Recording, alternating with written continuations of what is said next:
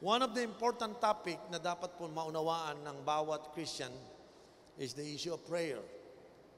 Prayer nowadays are neglected by majority of Christians. In fact, majority of the Christian today experience prayerlessness. And the curse of prayerlessness affects so many people today. Because what will happen if someone tell you that prayer is the breath of your spiritual life? If there is no prayer, there's no breath. Meaning to say, if you're not breathing, you die. Prayer is a very important, He play a very important role so that our spiritual life would grow. Imagine a believer is prayerless. Why people become prayerless? Because prayer for many are just a spiritual information. It never become a spiritual revelation. Because revelation means it's unveiling something to your heart and to your spirit. Bigyan niyo po to. Alam niyo po ba, meron na tayong more than 60 days, I think it's 69 days na, o 67 days na yung ating morning prayer na ginagawa po sa Rizal Park. Okay? When Christian begin to see prayer as information lang, hindi revelation, tinan mo 67 days of prayer na. Ito, honest question. You know this. Alam mo. Pero kahit isang beses, hindi ka nagpunta. Bakit? Tama yung prayer. Oo, tama yan. Ganda niyan. Tama yan. And doon ka, wala. Nakakaya sa sarili natin. Kasi nga tayo, naniniwala tayo, pero hindi natin pinaniniwalaan. Bakit revelation? Ang word na revelation sa Bible, tinatanggal daw yung veil and it reveals something. Ito yung dahil nakita mo, nadinig mo, nakunbi ka, gusto mo talagang gawin. Ang prayer, hanggat hindi nagiging revelation, hindi mo to gagawin. Kaya maniniwala ka, oo ka, agree ka, pero hindi ka magpe-pray. Honest, sino sa inyo, ng Panginoon, binigyan tayo ng fire sa prayer, revelation sa prayer. Ang sabi ng Panginoon, manalangin kayo para sa bayan. Si Bishop, kumbinsido. Kinausap ko ibang leaders, kumbinsido. Iba nga, nakarating na doon. Ang challenge sa amin doon, alam mo prayer namin doon? 7 araw sa isang linggo Dapat makapunta ako doon ng lamang, mas madami kaysa absent. Hindi isa mas marami kaysa sa absent. Sabi, 7 araw, hanggat mare, 4 times a week. Andun ako. Para masabi ko, mas marami present kaysa absent. Hindi na lang perfect. Hindi na lang 7 days, yung mas marami. Yung labanan doon, sino mas marami? Ikaw, kahit isa, wala. Bakit nagkaganon? Because prayer is just an information. Every time something that becomes education, information, knowledge, wala sa puso. Ito mo ngayon, makikinig ka ng teacher ng faith, ng prayer. Yes, pero hindi ka pa rin mag-pray. Bakit? Hindi mo talaga kasi ginagawang makatotohanan hanggang sa maging revelation natin ng prayer. Bakit ka nagiging prayerless? Bakit ang prayer ay wala kang kagana-gana? Bakit pag tuwing may prayer, parang ayaw mo makibahagi? Pambira sa Bible, nagpe-pray yung mga tao. Ikaw naman, wala ka namang ginagawa. Bakit po nagaganon? Because hindi po natin nakikita yung power ng prayer. Are you still here, mga kapatid? Bakit ganon ang prayer natin ngayon ay hindi na ito mahalaga sa mga tao? Well, may mga reason po kung bakit may mga dahilan. Kasi po, sa totoo lang, gusto kong i-connect sa hapong ito yung role ng prayer at faith. Itong dalawa na to. Hindi ka lang pwedeng mag-pray nang walang faith. In fact, ang duda ko, kaya ayaw mo mag-pray kasi wala kang faith. Okay? Ito yung duda ko. Baka naman kaya hindi ka nagpe-pray kasi hindi ka naman talaga naniniwala. Siya nga naman, kung hindi ka naniniwala, ba't ka pa naman nanalangin? Now, may problema ngayon. Because kung ang faith ay wala sa bahagi ng iyong panalangin, now, no wonder you are prayerless. No wonder you are not praying. No wonder you are not participating in prayer. Now, Buksan niyo po sa Mark chapter 6, okay? Verses 4, 5, and 6. Mark chapter 6. Sabi po dito, verse 4. Jesus said to them, "A prophet is not without honor, except in his own town, among his relative and his own home." Verse 5. He could not do any miracles there, except lay his hands on a few sick people and heal them. Verse 6. He was amazed at their lack of faith. Yung word na amazed sa Bible, ibig sabihin yan, he was surprised. Nabigla siya, nagtaka siya, dahilan sa kanilang lack of faith. Now, imagine mo, ang ini-expect ng Diyos, maa-amaze sa'yo sa paniniwala sa Kanya. In fact, faith is being amazed. Okay? Sa tatagalogin ko, ang pananampalataya ay pagkabilib sa Diyos. Yung believe na believe ka. Hindi sa English yung Tagalog, believe. B-I-L-I-B. Believe. Sa English, believe. Sa Tagalog, believe. Naintindihan niyo ako? Sino sa inyo believe na believe sa Diyos? Kaya ngayon, naniniwala ka. Sabi ng Bible, na-surprise siya, na-amaze. Saan? Sa kanilang kawalan ng pananampalataya. Imagine mo, sinurprise mo si Lord. Lord, surprise! Ano yan, anak? Hindi ako believe sa'yo. Sino sa inyo sinurprise you the Lord? Lord, surprise! Ano yan, anak? Hindi ako believe sa'yo. Hindi ako niniwala sa'yo. The people in the town don't believe God and they surprise Jesus. Imagine the God who can perform miracles, the God who can do miracles, was surprised.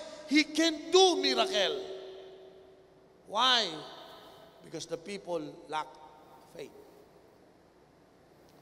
May sinasabi ho yan sa atin, yung verse na yan. Sapagkat, meaning to say, faith, when it is releases, when you release faith, God can release God's power. But when you don't believe God, when you are doubting and you lack faith, you withhold the hands of God and He cannot release His power. Now, sa totoo lang mga kapatid, tanungin ko kayo, sino sa inyo nangangailangan ng miracles? Taas yung kamay.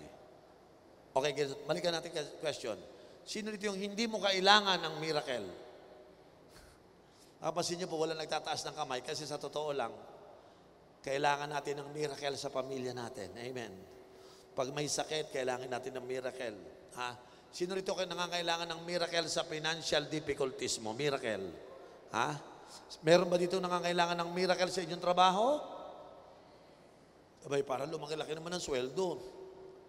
Sa lahat po ng sumasweldo ng 30,000, iyan po ay isang napakalungkot na kalagayan. Hindi kayo makakabili ng bahay, ng kotse, makakatulong sa inyong mga magulang kung yan lang ang sweldo mo. Ang kailangan nating sweldo, mga nasa 100,000 pataas. Pero sabi, posible. Yun ang sinasabi ko sa iyo. Sino kailangan dito? Sino niniwala na pwede kang magkaroon ng spiritual breakthrough? Hindi nyo lang alam, iba sa katabi nyo dyan, nakangiti yan. Kasi ang salary niya na 120,000, nakangiti lang yan. Lahat kayo, imposible sa kanya, sabi niya. Posible yun. Kina Heavy Ramen, mayroon dyan katabi mo, kinausap ako, sabi ko, magkano sweldo mo? 150 po, Pastor. Very good. Ikaw, Pastor, dapat dadali na ako sa Amerika, dito na lang daw ako. Magkano sweldo mo? 120. Marami dito sa sweldo, 120, 150,000. Meron pa ako nakausap, 200,000 eh. Hindi ko lang i-announce ang pangalan, baka utangan nyo. Okay? Pero meron. Eh bakit sila naabot nila yon? Alam nyo, sa nag-aral, yung iba galing sa PUP. Parang UP lang. Parang UP lang yan. Pero matindi. Kasi ang kanyang pag-asenso, hindi nanggaling sa kanyang pinag-aralan. Nanggaling sa kanyang paniniwala na maghihimala ang kanyang Panginoon sa kanyang kalagayan. Humanga ako sa kanilang pananampalataya. Hindi dahil sa gumraduate sila. Sabi ko sa kanila, paano mo nangyari? Pastor, basta ako, naniwala ako, nilakas ang loob ko. Sinamahan naman ako ng Diyos. Tanong ko, posible ba na ikaw makarating sa 100,000 level na salary. Taas yung kamay yung mga, uy, maganda yan, pastor, turuan mo ako niyan. Sino taas dito excited? Yung pastor, I need a miracle. Taas yung kamay. Yung isa naman, lumapit sa akin, alam mo, pastor, nag-resign na ako. Bakit? Kasi nararamdaman ko, di ako asenso sa empleyado Mag-i-start na ako ng business. Magbi-business ka? Yes, pastor. Ano business mo? Pastor, maganda to. Magkano puhunan? Pastor, wala akong pera. Talaga, alam niyo po, ang taong nananampalataya, binibigyan ni Lord ng breakthrough. Say that word, breakthrough. O, tingnan nyo, example lang Isang mama nakatisod ng alambre, ganun kaliit. Alambre. Nung hinawakan niya, Christian to Sabi niya, Lord, mo problema siya sa finances, wala siyang breakthrough sa pera. Pero nagpe-pray siya ng breakthrough, katulad mo. Pero mo nakakuha lang siya ng alambre, tiniklop niya yung alambre, tapos tinawag niyang paperclip. Paperclip. Sino may paperclip? Nakabili ka na nun, di ba? Paperclip. Yun, ikaw ang customer niya. Yung nag-invento ng paperclip, naging milyonaryo. Ano lang ginawa? Binaluktot lang yung alambre, pare, pera na. Wisdom. Sino nagbigay? Si Lord. Yung ballpen, dati kumukuha ka pa ng tinta, dun sa puset siguro, yung itim ng puset, yun ang pinasusulat mo. Pero nausipan ng isa, sausaw, sulat, sausaw, sabi niya gagawa ako ng timplado, walang sausawan, sulat na lang ng sulat. Ang tawag daw doon, ballpen. Nakaisip sila. Bakit? Nagpe-pray Galing sa Diyos yung mga ideya. Naging negosyo nila. Yumaman sila. Ikaw, pwede ka din kung kaya mong maniwala. Taas dito yung naniniwala, makaka-invento ka ng magandang negosyo. Ano kaya yun, no? Ano kaya sa Pilipinas, after 10 years, yung lahat ng mga bagong produkto, made in Dulos for Christ Ministry. Hallelujah, mga taga-Dulos nag-iimbento. No? Anong negosyo yan? Sino nagsimula? Mga taga-Dulos. Bakit? Kasi po yung prayer natin, saka faith natin, pinagsasama natin. At tinutugon ng Panginoon yung panalangin natin. Amen? Kaya huwag kang matakot kahit mahirap ka, manampalataya ka. Tandaan mo isang idea lang na galing sa Diyos, aasenso buhay mo. Amen po ba? Yung iba ho kasi natetenga sa kanilang buhay kasi hindi naniniwala Hindi sila umaasa sa Diyos. Tinitingnan nila, ano magagawa ko? Mahirap lang ako. Tatay ko mahirap, wala akong magagawa. Hindi naman ako tulad yung mga anak ni Aquino, anak ni Binay. Hindi naman ako anak ni Ano ka lang? Wala. Anak lang ako ng Diyos. O, di maganda. Sino sa inyo hindi ka pabayaan ng iyong Ama sa langit? Amen? Bakit ko sinasabi po ito? Yung mga taong gustong umasenso, samahan mo ng prayer. Gusto mong umasenso? Walang prayer? Prayerless ka? Ako, walang may papangako sa iyo. Pero pag nakita ko ang isang Kristiyano na mataimtim sa panalangin, taimtim sa pananampalataya, ako nagbibilang ng mga oras, one day itong batang ito, makakatagpo ng pagpapala galing sa Diyos. Amen po ba? Amen? Anong sabi po ng James 1? Paksan natin ito. Buksan natin ito in James chapter 1 verse 6. But when you ask, you must what? You must what? But when you ask, you must believe and not doubt. Prayer requires faith. Prayer works with faith. Prayer is so important. But without faith, prayer will not work. In fact, God is not listening to your prayer. He is listening to your faith. Because God requires faith in your prayer. Pag binabasa ko po itong Bible, mula sa Old Testament hanggang New Testament, lahat po ng man of God sa Bible, pag sila nananalangin, tinutugon ng Diyos. Kasi po, pag nag-pray sila, walang kasamang doubt. Ha? Sino rito yung nag-pray na maayos ang iyong pamilya? Hindi ka nagduda, aayos ang pamilya ko. Taas yung kamay, ha? Sabi mo, Pastor, kulang po yung aking trabaho, pero alam ko, maghihimala ang Diyos. Alam nyo, ang kawawang Pilipino, yung wala ng pera, hindi pa marunong lumapit sa Diyos. Ewan ko, ba't maraming mahirap na Pilipino, mahirap na hindi pa humingi ng tulong sa Diyos. Kasi pag humingi ka ng tulong sa Diyos, nananalangin ka sa Panginoon. Pero pag mananalangin ka, lagyan mo ng faith. Kasi sabi ng ito, but when you ask, kung ihingi ka, kung mananalangin ka, you must believe and not doubt. Ako po, 27 taon na akong pastor, ito napansin ko. Kung sino pa yung mahirap, yun ang mga hindi marunong mag-pray. Dapat pag mahirap ka na, okay, nahirapan ka sa buhay mo, nananalangin ka na. Say amen. Bakit kung sino pa yung mahirap, yung pa yung mayabang? Pansinin nyo, yung mga mahihirap. Pag pumunta ako sa mayayaman na lugar, umaga pa lang, lahat ng mayayaman nasa trabaho. Yung mahirap, umaga pa lang, tambay na. Walang magawa. Nagda-drugs, umiinom ng alak. Nandun, nakatambay. Sabi ko, Lord, ba't ganun? Dapat ang mahihirap. Yan pag sa umaga, nananalangin nagtatrabaho na yan. Pero bakit ganun? Kasi nga po, nagkaganon sila kasi nawala na yung paniniwala na merong power ang kanilang prayer. So sabi ni James, kung kayo ay kung kayo ay mag-a-ask o hihingi sa Diyos, you must believe.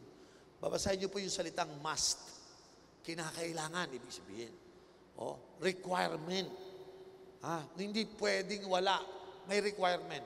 When you are asking, it is required to demonstrate your faith. Why? Because God is not listening to your prayer.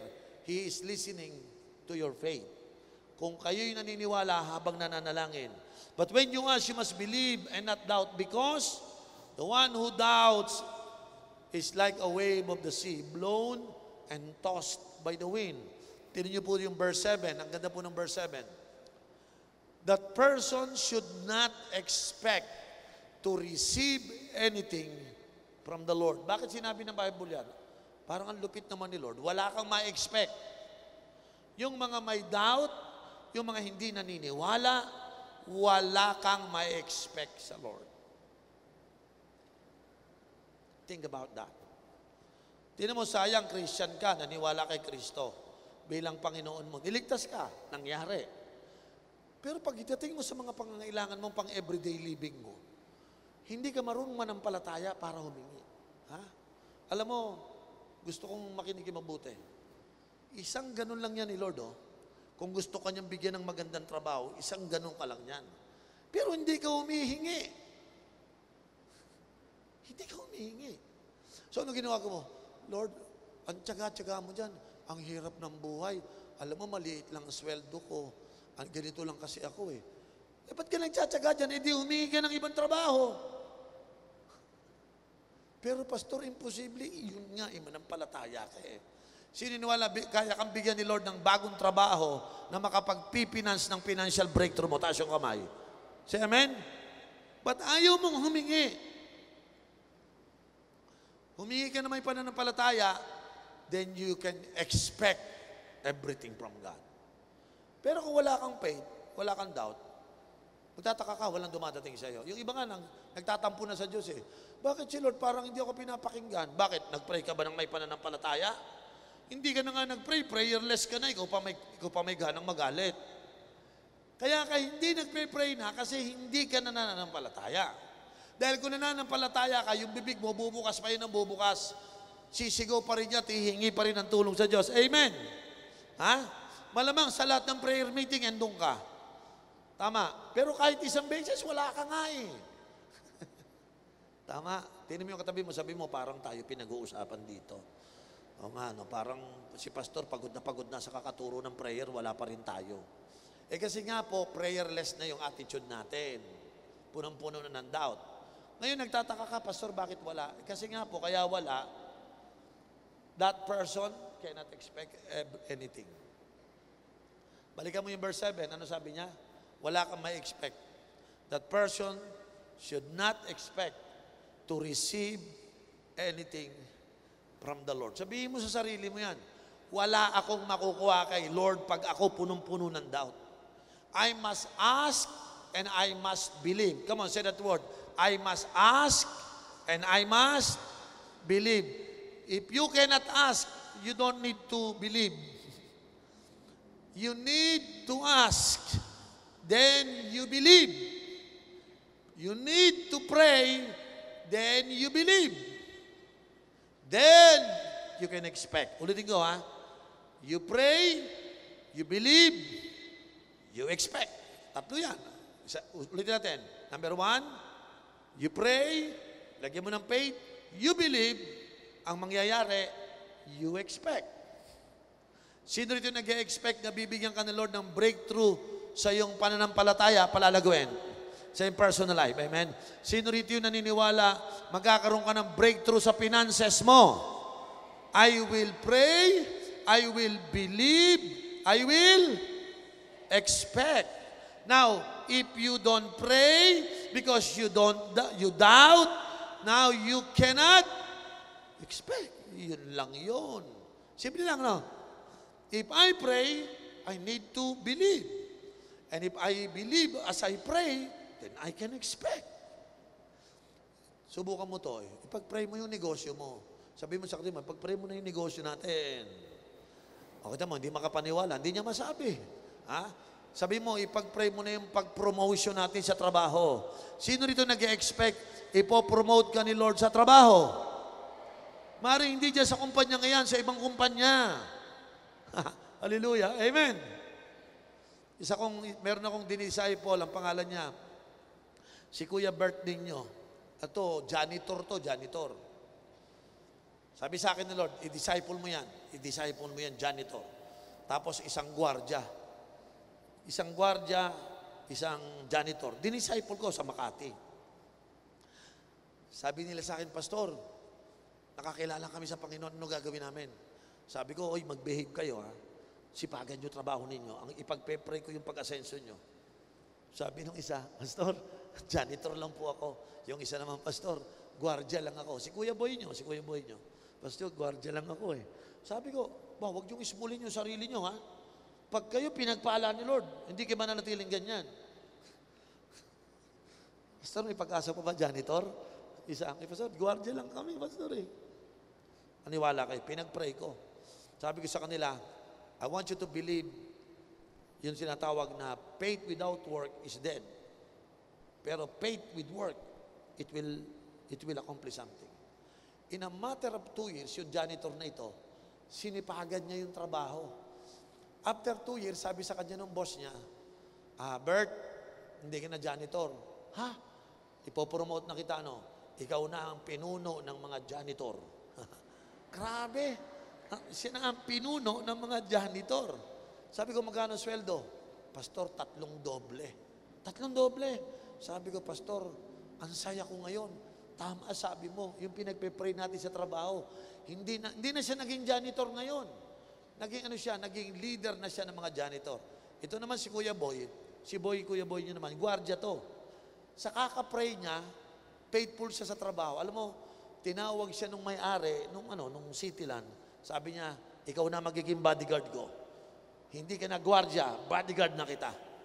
So, sweldo, 3 doble. After 2 years, na-promote sila. Ang mga anak ni Kuya Boy noon, magka-college na.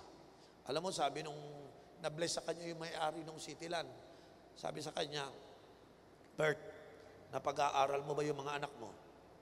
Naku po, yan po yung pinananampalatayaan ko. Kahit janitor lang ako, mapapatapos ko yung 3 kong anak sa kolehiyo, nananampalataya ako. Alam mo, sabi ng boss, Bert, huwag ka na mag-alala. Ako na magpapaaral ng anak mo. Sir, kayo na, ako na magpapaaral ng anak mo. Biro mo, janitor nakapagpaaral ng 3 college. Ngayon, puro engineer na lahat, graduate na. Gumawa ng himalaang Diyos, sumipo ng tao. Si Kuya Boy ninyo, yung gwardya, Boy Antibola. Si Boy Antibola. Bakit po, sir? Yung kasama mong janitor, tinulungan ko. Tutulungan na rin kita. Sagot ko na rin yung mga anak mo. Alam nyo, 2 Kristiyano, naging disciple, natutong mag-pray sa pangangailangan ng kanyang pamilya. Nakita ko, with my own eyes. Paano sila tinangkilik ng pananampalataya nila sa Diyos. Sabi ko, Lord, kahit janitor lang to, samahan mo. Gwardiya to, Lord, samahan mo. Ngayon si Kuya Boy nyo, senior security na, ngayon nagpapastor na sa Antipolo. Si Brother Bert, yung janitor, unfortunately, namatay na siya 2 years ago. Namatay na siya, pero ang kanyang pananampalataya ay buhay. Nawala na siya, pero hindi napabayaan ang kanyang mga anak.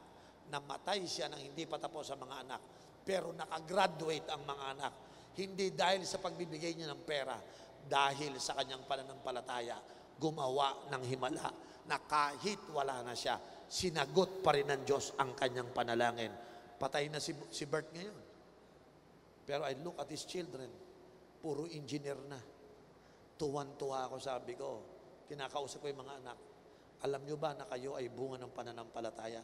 Sabi ng mga bata, Bishop, alam po namin, ang tatay namin, wala na siya, pero ang kanyang pananampalataya ay buhay pa rin hanggang ngayon, kumikilos sa pamilya namin. Because faith can do miracles in your life. Hallelujah.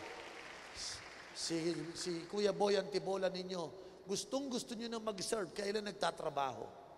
Gustong-gusto nyo na magpastor, kailan nagtatrabaho. Alam mo, sabi ng boss niya, Boy, magpastor ka na. Yung sweldo ko, ibibigay ko sa'yo. Yung sweldo mo, bibigay sa'yo, mag-serve ka. Papasok ko lang sa opisina ko, kung kailangan kita, papatawag na lang kita. Naghihimala na naman, sabi niya, Lord, gusto ko na magpastor, di makapag-pastor kasi may trabaho. Pero again, God do miracles. Kaya ako, tuwan-tuwa ako dun sa dalawa na yun. Naalala ko, sabi sa akin, Pastor, mag-disciple ka ng mga mayayaman. Alam mo, din-disciple ko, yung janitor tsaka gwardiya. Ito, story ko to. True story. One day, nagba-Bible study ako sa Jollibee. Wala akong kotse, nakamotor lang ako. Uwi na ako sa Las Piñas, nakamotor. Pagdating ko sa Roas Boulevard, diyan sa kanto ng Roas Boulevard, tsaka ng Quirino, binangga ako. Talsek.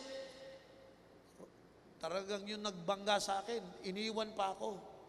Na-hit and run ako. Baliyong pa ako. Matindi po. Ang lungkot ko, Lord, ba't ako nabangga? Galing ako sa Bible study. May tanong sa puso ko. Lord, di ba ako, Lord, ay lingkod mo? Ba't ako na-aksidente?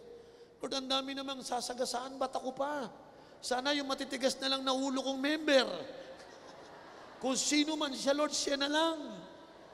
Hindi ko na ho pinalangin yun. Dinala ako sa ospital.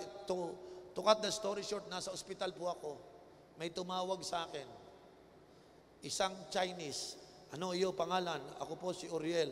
Pastor Oriel. Bakit ikaw motor tuloy, ikaw aksidente? Yung pala, yung janitor, tsaka yung gwardiya, nagpaalam dun sa boss. Boss, alis muna kami. Maaga. Bakit? Yung pastor namin, yung nagdi-disciple sa amin, na-aksidente, dadalawin namin sa ospital. Bakit na-aksidente? Kasi po nakamotor lang Nabangga, na-hit and run. Bale ang paa. Fractured yung paa ko ng araw. Bali yan. Ako, pagtayo ko, nalaglag. Sabi, ako po, bali pala. Kadiri, yung ginanong ko pa ako, lumaglag yan. Yung pala, bali. Dinala ko sa Viluna, doon ako inasikaso. Nung pagtawag sa akin, sabi niya nagpaalam tong janitor tsaka gwardiya. Ito, true story to. Kahit ano yung sa asawa ko. Tumawag sa akin yung boss nila, yung Chinese. Pastor, hindi dapat motor. Ikaw, buhay mo, very precious. Chinese Sabi ko, grabe, nabangga na nga, sinisermonan pa. Sa sama ng loob ko, sino ba to? Grabe na, aksidente na ako. Ito, sinisermonan pa ako. Tapos sabi niya, ikaw hindi na motor, ako bigay iyo kotse, ha? Ako bigay iyo kotse. Anong gusto mo? Kotse? Sabi ko, opo, kotse po. And then yung mga kaibigan kong pastor, lahat, mga barkada kong pastor, nadidinig, sabi ko, opo, kotse. Sabi nila, ano nangyari, pastor? Sabi ko, bro, napaganda yung aksidente ko, may magbibigay sa akin ng kotse. Sabi ng mga pastor sa akin, sa ka ba nabangga? Magpapabangga na rin kami. Well, sa totoo lang, pinagpipray ko yung dalawa na to, na janitor lang at saka gwardiya, pero sila ginamit ni Lord. Pag uwi ko sa Las Piñas, pare, nakakotse na ako, naka-automatic. Kaliwang paa ginagamit ko, hindi pa kanan. Kasi bali yung kanan eh. Alam niyo po, that's part of my story. Because of two person who believes in God. Maniwala kayo, ang dami ko pong may istorya sa inyo na mga taong lumakad sa pananampalataya. Manalangin na may kasamang pananampalataya. Walang doubt. Believe na believe sa Diyos. Alam nyo, ang mga tao nakaka-receive ng mga answered prayer, yung tapos na silang bumilib sa Diyos, yung sinorprise nila ang Lord sa pananampalataya. Para tayo yung tinatawag na captain ng New Testament. Na sinabi niya kay Kristo, may sakit po yung aking anak, kailangan niyo pong gumaling at maghimala. Sabi ni Lord sa kanya, sige, tara, punta tayo. Sabi niya, hindi, wag na ako kayo pumunta. Hindi niyo kinakailangan pumunta, Panginoon. Sabihin niyo lang, gagaling na yon. Hindi niyo na kinakailangan pumunta. Sabi ni Lord, ano yung sabihin? Pupuntahan ko siya, ilelehans ko para gumaling. Hindi na, Lord, wag na. Ikaw, kayang-kaya mo yun. Magsalita ka lang, tingnan mo, Lord, gagaling. Alam mo, sabi ni Kristo, tinawag yung 12 disciples, halika kayo. Nakita niyo yung tao na yon? Kaya lang ako nakakita ng ganyan pananampalataya. Lahat ililehans ko bago gumaling eh. Ito kahit wag na daw ilehans, gagaling. Alam mo sabi niya, your faith made your child healed because of your faith. Minangha niya ang centurion ng kanyang pananampalataya. Namangha yung Jesus sa pananampalataya ng centurion. Alam niyo, ang hinihintay lang sa atin ng Panginoon, yung manghain natin siya sa ating pananampalataya. Are you listening? Are you listening? Tumatakbo yung bangka, biglang umagos ang malakas na ulan, humangin, umalon, natakot sila. Panginoong Hesus, bumangon ka, mamamatay tayo. Sabi ni Lord, tumayo. Ulan, tigil. Tumigil. Hangin, tigil. Tumigil. Alon, tigil. Tumigil. Storbo. Tulog ulit. Sabi ng mga disciple, grabe ito Ibang klase ito. Pati hangin, sumusunod. Sabi ng Panginoon, wala pa rin kayong pananampalataya. Alam nyo, talagang ang inaantay lang sa atin ni Lord, yung manghain natin siya sa ating paniniwala. Huwag kayong gumaya sa maraming tao. Kasi hindi sila sanay mamuhay ng faith. Sanay lang sila umasa sa swerte. Kaya yung iba magtatrabaho, maliit na sweldo, sasakay pa dun sa loto, sa wedding.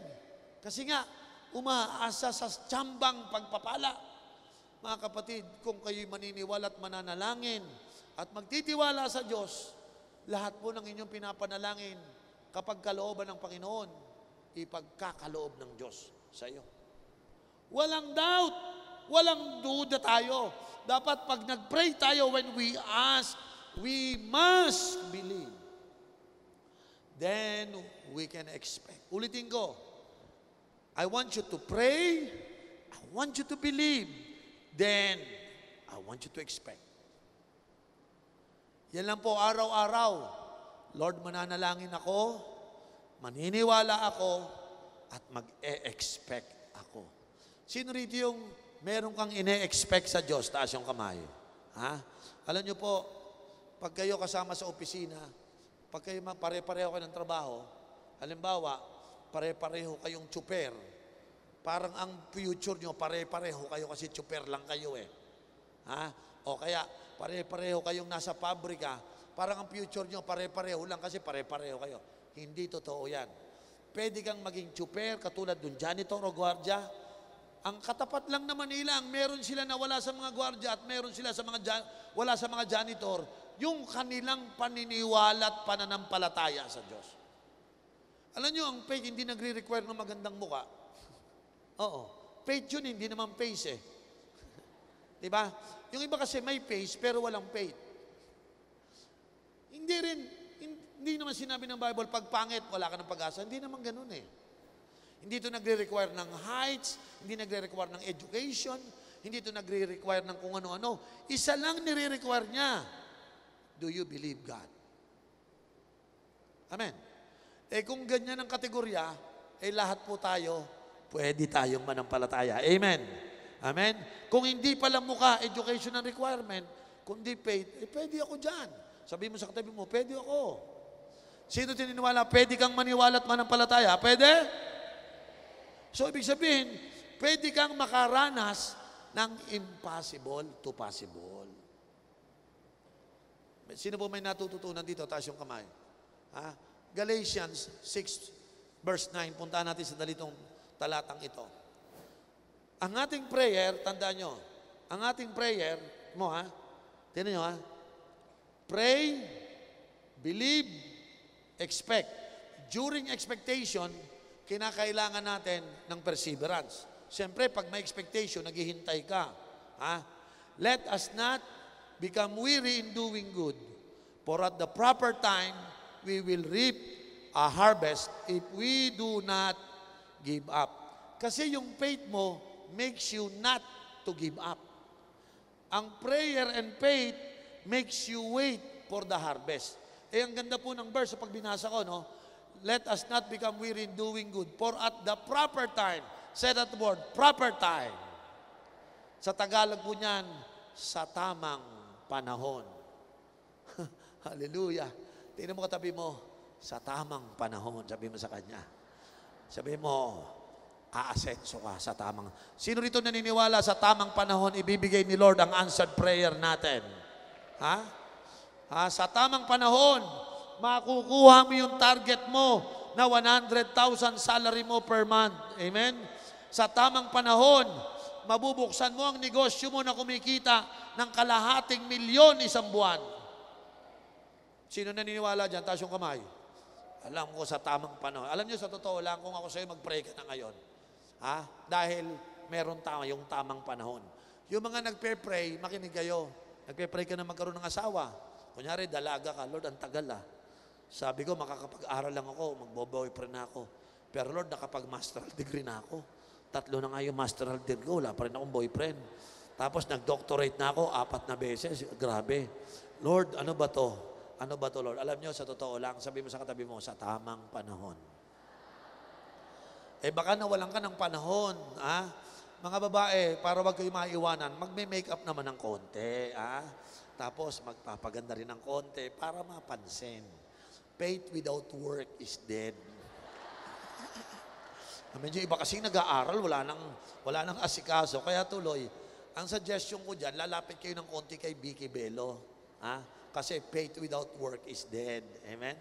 Kaya dead, siyempre, pag may edad ka na, mukha ka ng patay, faith without work is dead Diba? So, sino gusto mo bulik ang ganda mo, manampalataya ka. Sabihin mo, Lord, pagandahin mo ko, Lord. Amen. Put some attraction on my part, Lord. I believe. Ba magtataka ka, may ma-attract sa'yo. Amen? Ngayon, pag nag-a-attract ka, by faith na lang, Amen. Halimbawa, yung iba kasi sa inyo, matanda na, mapili pa. Nagkakaedad na, mapili pa. Ang gusto ko yung mga tipo, mga Sam Milby, di ba? Yung mga ganyan. Aba, talagang nagre-require pa. Alam nyo, lagi binabanggit ito, ang pangit, masakit lang sa mata, pero masarap sa puso. Yung gwapo, masarap sa mata, masakit naman sa puso. So, mamimili ka. Sabi ng mga lalaki, may pag-asa ako, may pag-asa ako.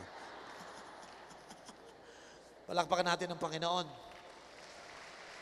Pag nagpe-pray, let us not become, weary. Nag-i-expect ka, huwag kang mapapagod. Amen. Grabe, naglalakad pa rin ako. Sabi ni Bishop, magkakakotse ako. Naniniwala ako. Isa nga hong ticket, di ba? Lord, naniniwala ako para, di ba? Pero tuwing sasakay ka, baka ito na ang huling sakay ko sa'yo. Bakit? Paparating na ine-expect ko. Hindi ako magiging weary for doing good. Amen? In doing good, I will never grow weary. For at the proper time, I will reap a harvest if I do not give up. Sabihin mo sa katabi mo, do not give up. Sino rito yung hindi susuko? Taas yung kamay. Isusuko mo ba yung future na kayamanan mo? Hindi. Susuko mo ba yung future na negosyo mo? Eh yung future na promotion, susuko mo? No. Hanga ako dito sa gwardiya na to, tsaka sa janitor na ito. Hindi nila tiningnan yung kanilang sarili, ang tiningnan nila yung Panginoon nila. Alam niyo, tuwing makikita ko si Kuya Joe, tuwan-tuwa ako kay Kuya Joe. Yung gwardiya.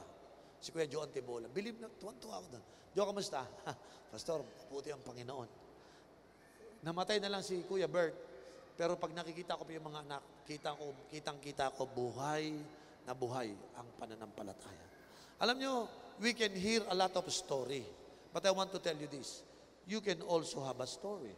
No? Sino sa inyo nakikita sarili nyo one day, ikaw naman ang magkukwento kung paano kayo inalis ni Lord sa ganung kalagayan at ikaw'y dinala doon sa panalangin mo at sinagot ni Lord ang prayer mo.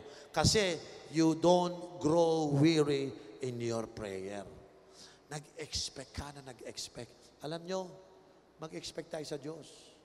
Huwag kang umasa sa tao, mag-expect ka sa Diyos. Hindi ako umasa sa tao, nag-expect ako sa Diyos. Nung ako po ay nagpastor, walang sweldo, wala akong ma-expect sa tao. Pero alam ko, meron akong ma-expect sa Diyos. Wala akong ma-expect kasi may hirap yung mga member eh. Puro estudyante pa, wala pang pera. Imbis na ako bigyan ng sweldo, ako pa inuutangan. Imbis na ako ang pakainin, ako pa nagpapakain sa kanila. Sabi ko, Lord, ang hirap naman magpastor. Ikaw na nagtatrabaho, ikaw pa nagbibigay. Dapat pag ako nagtatrabaho, ako tumatanggap. Pero baligtad eh. Pero nakita ko, ang Diyos ay mabuti. Hindi niya ako papabayaan. 27 years na akong pastor. Hindi ako nakakalimutan ng Diyos.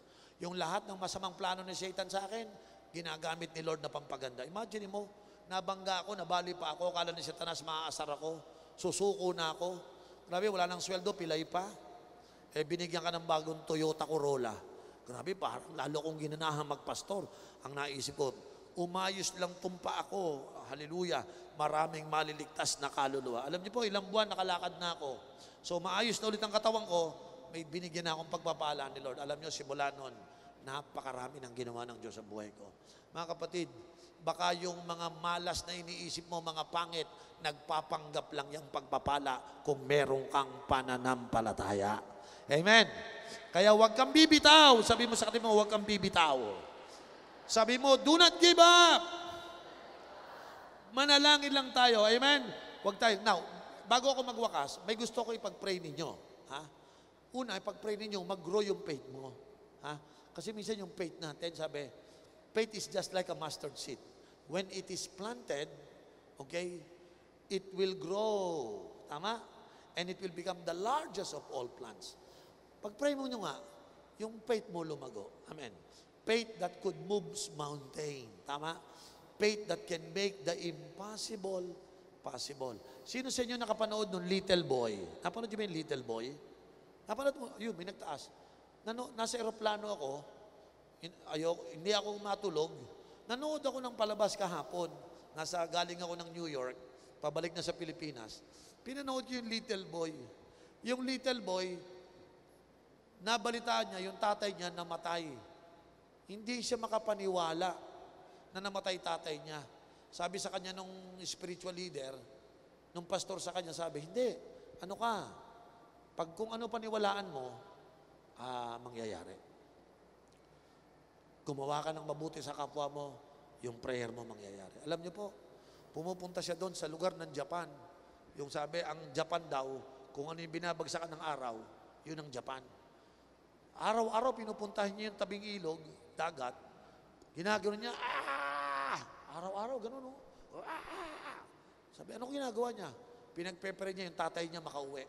Kasi dinala ng Amerikano tatay niya, binala sa giyera, dinala sa Pilipinas, akala nila namatay kasi nung binaril siya, bumagsak. Tapos kinuha nung kasama niya yung sapatos, sinuot. Tapos yung nagsuot ng sapatos ng tatay niya, binaril, namatay. So kinuha yung sapatos, akala ang namatay, yung tatay niya, yung pala yung tatay niya, nabaril din, pero hindi namatay. Alam niyo po, pray ng prayer yung bata, nagpunta na sila ng funeral service, patay na tatay niya, umiiyak sila. Pero yung bata, naniniwala na babalik yung tatay niya. Alam niyo po, while I was looking at that movie, sabi ko, Lord, oo nga no, hanggat yung faith ng isang tao hindi bumibigay. Alam niyo po, lahat ng buong bayan, alam patay na tatay niya. Nanay at kapatid niya, patay na siya. Hindi, uuwi ang tatay ko. Alam niyo, while everybody believed that his dad is dead, only this little boy believed that his dad will come back. Alam niyo po, natapos ang war, yung tatay niya pala buhay. Umuwi, nakita niya. Lahat ng mga tao, sabi niya, you made it. Naniwala ka. Kaya tinugo ng Panginoon. Ulitin ko, buong bayan, nilibing na nila ang tatay. Magulang at kapatid, nilibing na ang tatay, patay. Pero siya, hindi nag-give up yung kanyang faith. Uuwi yung tatay ko. Uuwi yung tatay ko. At the end of the story, umuwi. This is a true story. Umuwi yung tatay. At pag-uwi ng tatay, ng mga haang lahat tayo, alam natin, patay na. Pero ang little boy na ito, still believe, and the Lord answer his prayer. Mga kapatid, don't give up. Baka meron kayo dyan mga nakasingit na prayer. Sino ito yung mga may imposibleng pinagpe-pray, ha? Imposible. Pero alam nyo po, don't give up. Manampalata. Sino rito may pinagpe-pray na negosyo? Yung parang imposible. Sino rito yung gusto mo ng breakthrough sa business? Ito pa, matindi. Yung breakthrough sa family, yung gusto mong makakilala sa pamilya. Huwag kang mag-give up. Pastor, pinagpe-pray ko sila pero di pa rin nagiging Christian. Ipag-pray mo, huwag mong bibitawan. Pag-pray mo yung growth mo, pag-pray mo yung finances, breakthrough mo, at higit sa lahat, yung inyong mga magulang at mga kapatid, gusto ko, prayer ko, manampalataya tayo lahat. Yung mga friends ninyo makakilala sa Diyos. And I tell you, that's the only way. Amen. Pwede ba tumayo tayo lahat? Hallelujah. Thank you, Jesus. Sino rito yung handang ipanalangin yung tatlong bagay na ito? Your personal faith growth, yung faith mo mag-grow, financial breakthrough, and then your family salvation of your family. Amen? Para sa akin, ito po yung tatlong importanteng prayer. Panalangin sa ating mga sarili. Isa lang po yung nagpe-pray, Lord, mag-grow ako sa faith ko. Lord, mag-grow yung faith ko. Sino rito magpe-pray ngayon na, Lord, mag-grow ang aking pananampalataya? When we said we grow our faith, Lord, alisin yung doubt, alisin yung fear. Let's just believe God. Let us have faith that never gives up. Amen? Let us have a faith that always expect from God. Amen. I want you to raise up your two hands and let us pray. Hallelujah. Father, we thank you that like your disciple, we want to learn how to pray. Teach us to pray, Lord. And teach us to believe the impossible. Today, I pray, Lord, that every one of us here in this place would grow and grow until our faith mature so that we could expect always from God. Lord, I also lift up to you our financial condition. I pray that let there be breakthrough sa bawat career na meron ng mga taong ito. Lord, I pray na magkaroon ng breakthrough yung kanilang mga pinaplana galing sa iyo na mga business at promotions. Lord, I pray na magkaroon ng financial breakthrough ang bawat tagadulos, Panginoon, in Jesus' name. And Lord, I pray and I apply the blood of Jesus. Lord, I pray the blood that flow from His brow, Lord, today I apply it. Lord, I destroy every spirit of poverty through the blood of Jesus. Today, Lord God, I apply the blood and everyone will be blessed. There will be no land that is under curse. There will be no job, no business under curse. But every job and business will be under the covering of the blood and it will be blessed. Lord, sa umaga, sa hapong ito, pinapanalangin ko ng breakthrough para sa prosperity ng mga taong ito.